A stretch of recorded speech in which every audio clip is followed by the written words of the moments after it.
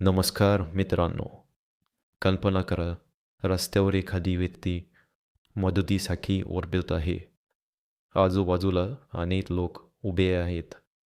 पण आश्चर्य म्हणजे कधीकधी जितकी गर्दी जास्त असते, तितकी मदत मिळण्याची शक्यता कमी असू शकते.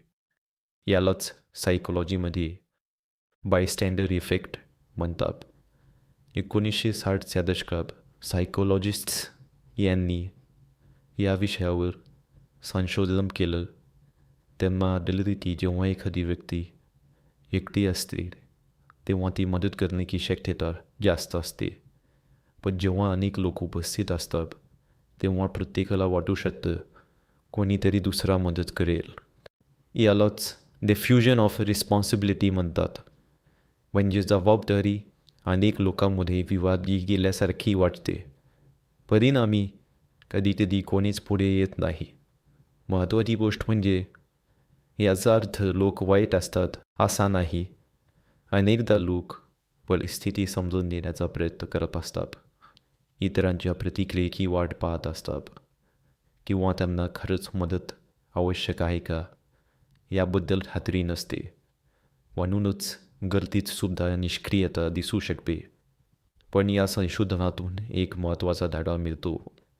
जर तुम्हाला मदत हवी असेल तर फक्त गर्दीकडे पाहून मदत मागण्याऐवजी एखाद्या विशिष्ट व्यक्तीला उद्देशून सांगा, तुम्ही कृपया मदत करा. कारण तेव्हा जबाबदारी स्पष्ट होते.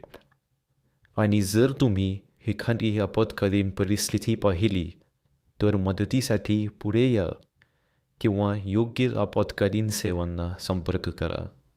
कारण अनेकदा प्रत्येक व्यक्तीला वाटत असतं कोणीतरी दुसरा मदत करेल.